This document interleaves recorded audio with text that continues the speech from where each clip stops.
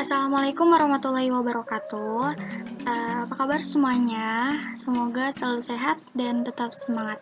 Hari ini kita belajar pendidikan matematika 2. Bersama saya Syifa Alfiani dari Prodi PGSD kelas 3L. Apa aja yang akan kita bahas di pendidikan matematika 2 ini?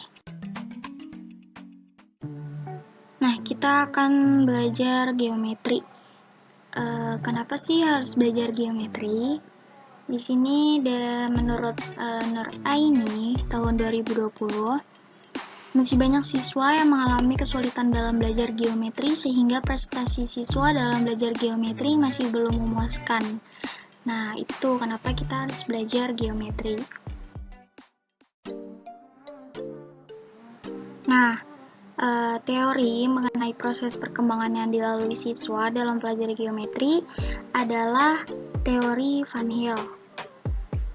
Di sini Van Hill mengatakan terdapat 5 tahap berpikir dalam belajar geometri, yaitu yang pertama ada visualisasi atau pengenalan, yang kedua analisis, yang ketiga deduksi informal atau pengurutan, yang keempat deduksi atau abstraksi atau ordinary, yang kelima rigor atau keakuratan. Yang dikutip dari tim MKPBM tahun 2001 halaman 51. Nah, kita akan bahas satu-satu dari teori Van Hill ini. Oke, tahap visualisasi atau pengenalan. Pada tahap ini, siswa hanya dapat menyebutkan benda-benda geometri tanpa mengetahui sifat-sifat dari bangun tersebut. Jadi, siswa belum tahu informasi lainnya. Mereka hanya dapat menyebutkan benda-benda, gambar-gambar, bangun datar geometri tersebut. Nah, tahap analisis. Pada tahap ini, siswa sudah dapat mengenal dan memahami sifat-sifat yang dimiliki benda geometri yang diamatinya. Misalnya, di saat siswa mengamati persegi panjang, siswa telah mengetahui bahwa terdapat 2 pasang sisi yang berhadapan dan kedua pasang sisi tersebut saling sejajar. Jadi mereka sudah mulai mengenal sifat-sifat yang dimiliki benda geometri tersebut. Oke, selanjutnya tahap deduksi informal atau bisa disebut pengurutan juga, bisa disebut abstraksi juga. Nah, pada tahap ini siswa sudah mengenal bentuk dan sifat-sifat geometri tetapi belum berkembang secara penuh dan siswa dapat mempersepsikan hubungan antara sifat-sifat dan diantara gambar-gambar. Contohnya nanti akan kita bahas satu-satu setelah ini. Nah, tahap deduksi. Tahap deduksi ini siswa dapat mengkonstruksi bukti, memahami peran, aksioma, dan definisi. Oke, kita batasi sampai tahap deduksi saja.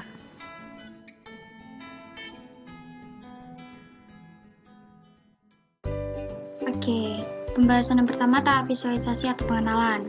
Pada tahap ini, siswa hanya dapat menyebutkan benda-benda geometri tanpa mengetahui sifat-sifat dari bangun tersebut. Jadi, mereka belum tahu informasi lainnya. Mereka hanya dapat menyebutkan atau menunjukkan benda-benda atau gambar-gambar geometri atau bangun data.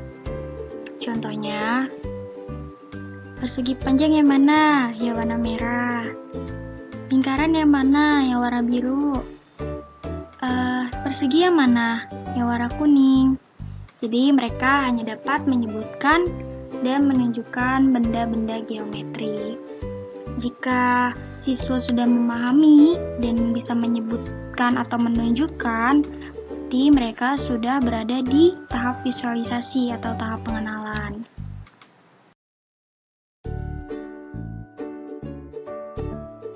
Nah, selanjutnya tahap analisis. Pada tahap ini, siswa sudah dapat mengenal dan memahami sifat-sifat yang dimiliki benda geometri yang diamatinya, tetapi mereka tidak melihat hubungan antara sifat-sifat ini. Misalnya, yang ini persegi panjang nih, karena hanya sisi yang berhadapan yang sama. Nah, yang ini nih, yang warna kuning, baru persegi, karena dia sisinya semuanya sama. Seperti itu, jadi mereka baru bisa mengenali sifat-sifatnya.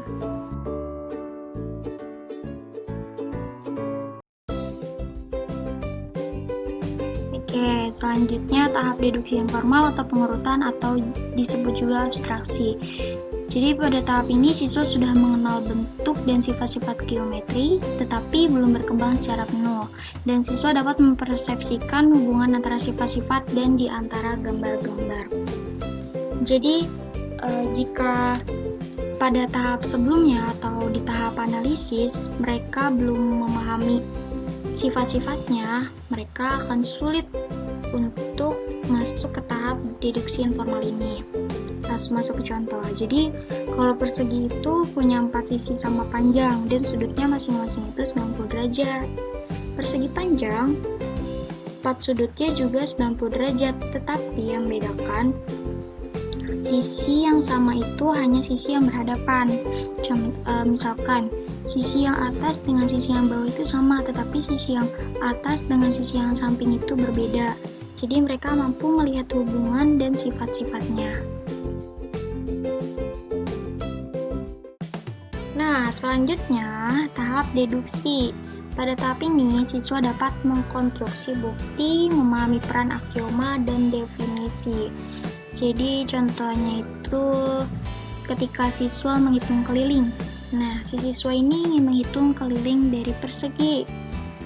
Jika mereka tidak tahu definisi persegi, maka akan kesulitan untuk menghitung kelilingnya. Jadi, balik lagi ke definisi persegi. Persegi itu apa sih? Persegi itu bangun datar yang memiliki 4 sisi yang sama panjang. Jadi sisi bawah ditambah sisi atas ditambah sisi samping sebelah kanan ditambah lagi sisi samping sebelah kiri, atau 4 dikali sisi. Contoh, sisinya itu ada 4 cm. Jadi 4 dikali 4 sama dengan 16 cm. Nah, si siswa ini ingin membuktikan benar nggak sih hasilnya 16 cm. Akhirnya 4 ditambah 4 ditambah 4 ditambah 4. Iya, hasilnya ternyata 16 cm, berarti sama. Nah, jika mereka sudah mampu membuktikan sampai situ, berarti mereka sudah di tahap deduksi. Oke, baik, selesai sudah belajar geometri hari ini. Semoga dapat dipahami. Jika ada kekurangan mohon maaf, atau kesalahan mohon dimaafkan. Semoga dapat bermanfaat dan terima kasih. Wassalamualaikum warahmatullahi wabarakatuh.